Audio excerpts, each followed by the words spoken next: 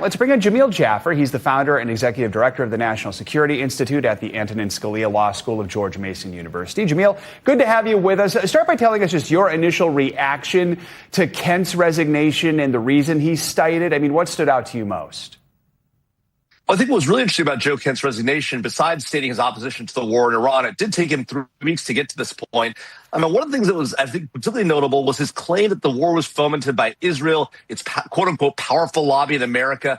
And he claimed that the war in which his wife was tragically killed in 2019, the war in Syria, was manufactured by Israel. Obviously, that's not accurate. That's not correct. In fact, that suggests a lot of interesting things about Joe Kent's reasons for resignation and his departure.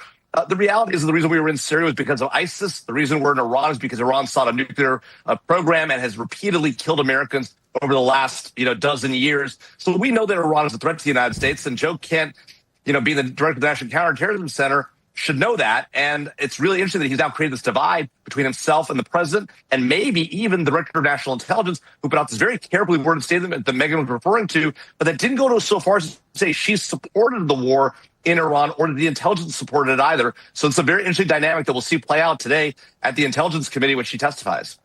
Do you think that this is representative of more cracks in support from the president's own base and this campaign promise to not start foreign wars we've heard come up a lot from Republicans?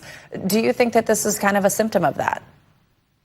Well, there's no doubt, Savannah, that there's been a fracture in the MAGA base for President Trump, and that the war is part of that divide. That being said, this war still pulls strongly amongst Republicans generally and amongst MAGA Republicans. That being said, you're likely to see Joe Kent go on Tucker Carlson's show here in the next few days. That'll continue this fracture between parts of the Republican Party over this conflict. And, of course, the president faces the challenge at home of rising oil prices, regardless of what party you're in or whether you back the or not. That's going to be a political challenge for the United States and for the president as he goes forward with a conflict that I think is, in fact, causing him those political challenges domestically. Jamil, beyond the politics here, just many Americans are worried since the war began. We've seen the explosives thrown at the mayor's home in New York City. We've seen a shooting at a campus in Virginia, the attack on that synagogue in Michigan.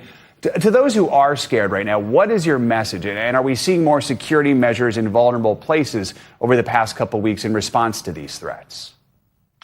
Well, certainly you're seeing increased security at synagogues, at places of worship, mosques, and the like, because there is a threat of potential increased terrorism, one from Iran and its proxies. We know that they've supported Hezbollah, Palestinian Islamic Jihad, and Hamas over the last few decades. That's a huge problem. And they could activate some of those sleeper cells that may very well be present in the United States and in Europe. They haven't done that yet, but we'll see what happens. We know that the Iranians have long tried to kill American and foreign government officials in the United States, plotting against the Saudi ambassador, plotting against senior former Trump administration officials for years now. So that's a real threat. And then beyond that, we do see this rising trend of both Islamophobia and anti-Semitism inside the United States. That's also a threat that can cause people to lash out and act irrationally and conduct terrorist attacks in the United States. So there are dual sets of problems coming to bear that could really cause challenges here domestically or in Europe as well. Jamil Jaffer, thanks so much for joining us this morning.